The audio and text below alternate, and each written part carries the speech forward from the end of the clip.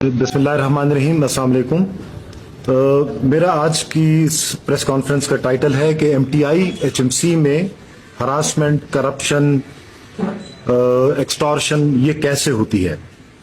इसका एक मरकजी किरदार जो है उसका नाम है डॉक्टर तहमीदुल्लाह, वो इस टाइम डायरेक्टर बर्न्स है। इसको याद रखिएगा कि हैदराबाद मेडिकल कॉम्प्लेक्स जो है इसके साथ जुड़े हुए 5-6 छोटे छोटे हॉस्पिटल्स भी हैं, जिस तरह के किडनी का हॉस्पिटल, आइज का पीको, हमारा बर्न्स और किच। मैं रिप्रेजेंट करता हूं, मैं हूं डॉक्टर सैयद आसिफ शाह, मैं रिप्रेजेंट करता हूं बर्न्स डिपार्टमेंट को, उसमें एसोसिएट प्रोफेसर हूं। और अब हम 3 हिस्सों में इसको डिवाइड करने की कोशिश करेंगे। एक ये कि इस एक फर्द वाहिद जो अभी डायरेक्टर बना है हमारे इस डिपार्टमेंट का, बर्न्स का, इसको बार बार कैसे लाया जाता है, कैसे इलीगल स्टेप्स लिए जाते हैं, फिर जब ये आ जाता है तो ये करता क्या है, ये हरासमेंट किस तरह लोगों की करता है, हम किस तरह इफेक्ट हुए, वो 5 साल हमने कैसे गुजारे, और ये क्या करता रहा वो चंद साल, और किस तरह रिटायरमेंट के बाद इसको दोबारा लिया जाता है 60 साल के बाद एक सरकारी इदारे की उसके लिए सरबराही के लिए। तो हम स्टार्ट लेते हैं 2020 से। 2020 में इस डॉक्टर तहमीदुल्लाह को हायर किया जाता है। ये उस जमाने में एक्टिंग डायरेक्टर था, लेकिन इसको साथ में उसी टाइम डायरेक्टर ले लिया जाता है, जो कि बकौल खुद बोर्ड ऑफ गवर्नर के is against the conflict of interest principle. 2020 में इसको लिया जाता है। अब मैं डॉक्टर आसिफ उस टाइम इसके साथ एलिजिबल कैंडिडेट था, तो इसको आगे रखने के लिए हमें पीछे कर दिया जाता है। मैं उस टाइम प्रमोट हुआ था प्रोफेसर पे, ये मुझे वापस डिमोट कर देते हैं। इस डिमोशन में डीन इसका साथ देता है, जो उस जमाने में 2020 का डीन था। ये एक जाली इंक्वायरी करते हैं और उसमें मुझे ये पीछे ले जाते हैं ताकि ये एलिजिबल एज ए कैंडिडेट रहे। और उससे पहले जो शॉर्टलिस्टिंग वगैरह करते हैं, जो हमारे पास हैं डॉक्यूमेंट्स, उसमें ये उसको इंटरव्यू से पहले ही किसी स्क्रूटनी के बगैर बहुत ज्यादा नंबर दे देते हैं।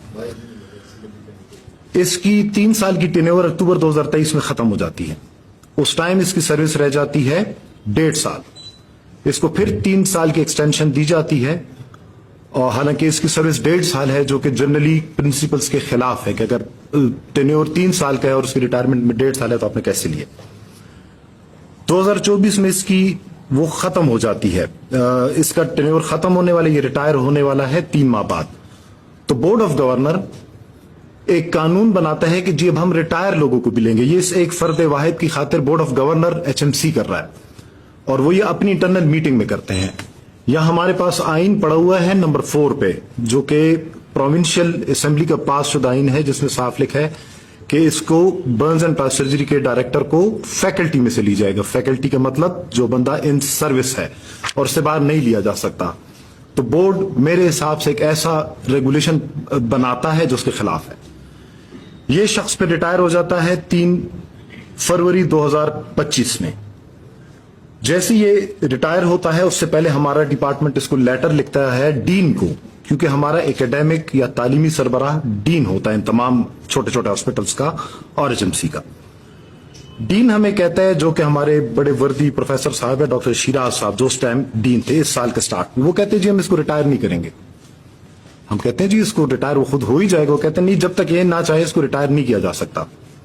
तो वो खत लिखे जाते हैं बोर्ड को भी और डीन को भी, वो इसको रिटायर नहीं करते। उल्टा जिस दिन रिटायर होता है उसके बाद 13 दिन तक इसको गैर कानूनी तौर पे उधर डायरेक्टर बना के रखते हैं। ये रिटायर हो चुका है लेकिन सरकारी गाड़ी चला रहा है। एक इंटरनेशनल कॉन्फ्रेंस इधर हुई पेशावर डीन्स में सामने ही, जिसमें ये वो सरकारी गाड़ी भी लेके फिर तब वो देखा जा सकता है, और पूरी दुनिया ने इसको देखा। अब मजे की बात जो भी 5 साल पहले हुई थी, अब ये रिटायर हो रहा है, तो अब इसको दोबारा लाने के लिए आपने तो सुन लिया पहले कि उसके लिए कानून नया बनाया गया। चूंकि अब इस बार मैं फिर एक एलिजिबल कैंडिडेट हूं, एक और भी लड़का है जिसका नाम हिदायतुल्लाह है, उसको जिक्र आएगा, लेकिन उसकी रिटायरमेंट भी कम रहती है। मुझे जो 5 साल पहले इन्होंने डिमोट किया था, कोर्ट में लड़ते लड़ाते ये हो जाता है कि जनवरी में यही डीन जो इसको 13 दिन की गैर कानूनी एक्सटेंशन देता है, वो मुझे प्रमोट कर देता है दोबारा, इस बार officially on record under the court order. जैसे ही ये रिटायर होता है, इसके दोबारा आने की चर्चे शुरू हो जाते हैं, मुझे दोबारा डिमोट कर दिया जाता है। वो डीन अपने आप से एक खत बनाता है, एक गैर कानूनी, एक फोर्ज डॉक्यूमेंट जो इन्होंने 5 साल पहले भी निकाला था, वो यहाँ पे सब रिकॉर्ड है। मैं आपको कोर्ट के एविडेंसेस भी दिखा सकता हूं जिसमें उस कानून को غلط قرار دیا گیا تھا اور انہوں نے اس کو دوبارہ اپلائی کر کے مجھے پھر دوبارہ ابھی کورٹ کے راستے میں ڈال دیا ہے. اب 6 ماہ کے لیے ایک غیر قانونی ایک ایکٹنگ ڈائریکٹر لایا جاتا ہے جس کا نام ہے ہدایت اللہ, اس کو رکھا جاتا ہے. اس 6 ماہ کے دوران بھی اس کو لانے کے لیے کیا کیا جتن ہوتے ہیں ہم اس پہ آپ کو بتاتے ہیں. یہ بات ہے ابھی فروری سے لے کے اکتوبر 2025 تک کی. ایک تو جو انہوں نے ایک قانون غلط بنایا تھا تو اس پوسٹ کو ایڈورٹائز کیا جاتا ہے جو کہ آئین کے خلاف ہے, جو کہ ہمارے پاس نمبر 4 پہ ادھر پڑا. پھر ایک اسکروٹنی ہوتی ہے جس میں یہ شارٹ لسٹ یا کامیاب نہیں ہو پاتا. ہم اس ڈاکٹر تحمید اللہ کی بات کر رہے ہیں. تو اس کو کمیٹی کو ڈیزالو کر کے ایک دوسری کمیٹی بنائی جاتی ہے اور ایک ڈاکٹر عبید اللہ ہمارے بڑوں میں سے ہیں, اس کو اس کی کمیٹی کا سلیکشن کمیٹی کا چیئرمین بنا دیا جاتا ہے. یہ دونوں آپس میں دوست بھی ہیں, وہ اس کو سپروائزر بھی ہیں, کانفلکٹ آف انٹرسٹ بھی ادھر آتا ہے, وہ بن ہی نہیں سکتے, کوئی اسکروٹنی کے کاغذ ہمیں نہیں ملتے, ہمیں کوئی وہ نہیں کیا جاتا. بہرحال دوسری کمیٹی میں اس کو کر کے ہم زیادہ تر ایلیجیبل لوگوں کو نکال دیا جاتا ہے. پھر اچانک سے 4 اکتوبر کے دن اب ہوا یہ کہ 3 کینڈیڈیٹ شارٹ لسٹ ہو گئے. بورڈ نے ان کو انٹرویو کرنا ہے اور ان میں سے ایک کو سلیکٹ کرنا ہے. 4 اکتوبر 2025 کو اس اکیلے شخص کو بلایا جاتا ہے, اس کو انٹرویو کیا جاتا ہے, اس کو سلیکٹ کیا جاتا ہے. 10 منٹ کے اندر اندر ہی اس کے منٹس آف میٹنگ نکل آتے ہیں. وہ آپ سب ہوشیار ہیں, ہم کو پتا ہے اس پہ کم از کم 8-10 دن کسی بھی سرکاری میٹنگ کے لگتے ہیں, اور یہ چھٹی کا دن تھا, سیٹرڈے کا دن تھا. 10 منٹ کے اندر منٹس آف میٹنگ نکل آتے ہیں. 10 منٹ کے اندر ہی آ کے برنز میں اپنا ایز اے ڈائریکٹر ارائیول دے دیتا ہے. مزے کی بات ہے کہ جو ایکٹنگ ڈائریکٹر ہے ہدایت اللہ, اس نے اس کے لیے تمام آفیسز چھٹی کے دن شام کو 5 بجے کھولے ہوئے ہیں. فائنانس والے بیٹھے ہوئے ہیں, اکاؤنٹس والے سارے بیٹھے ہوئے ہیں. اسی ٹائم ارائیول ڈپارچر ہوتے ہیں چھٹی کے دن آفیسز میں کھل کے, اور اس کو سارا وہ کر دیا جاتا ہے. یہ ہو گیا اکاؤنٹ کے. اس کو 3 بار کیسے لایا گیا, امید رکھتا ہوں کہ آپ اس کو سمجھ گئے ہوں گے. اب جب یہ پچھلے 4.5 سال رہا, اس میں کیا کرتا رہا, اور یہ بھی جو مہینے 1.5 مہینے سے آئے ہیں تو وہ کیا کرتا رہا ہے, جو ایویڈنسز ہیں وہ ہم آپ کو بتا سکتے ہیں. سب سے پہلا کام یہ 2020 میں آتی کرتا ہے کہ ڈائریکٹر HR کو, یعنی جس نے بھرتیاں کرنی ہیں, اس کے آفس سیل کر دیتا ہے.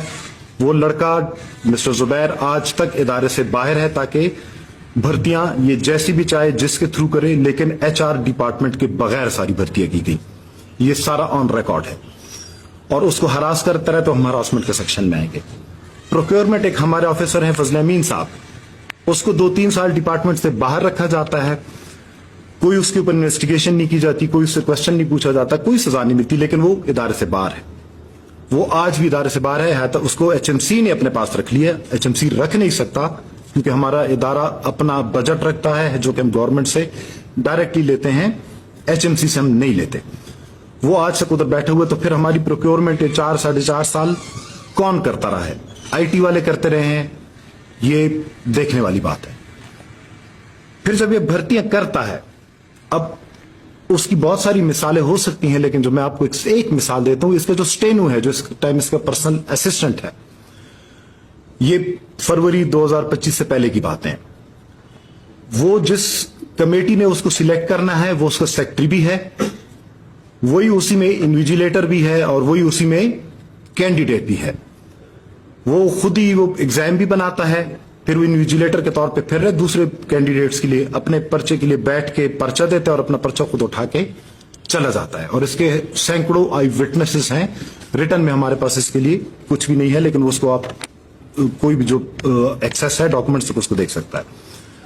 پھر ایسی نرسیں یہ ہائر کرتا ہے, ہمارے پاس وہ ڈاکومنٹ پڑا ہوا ہے, جو ان ایلیجیبل ہے ایڈورٹائزمنٹ کے حساب سے. وہ 20-30 پوسٹیں ہیں, یہ ان کو ان سب کے سامنے ان ایلیجیبل لکھ کے ان کو پھر ایڈورٹائز کر دیتا ہے.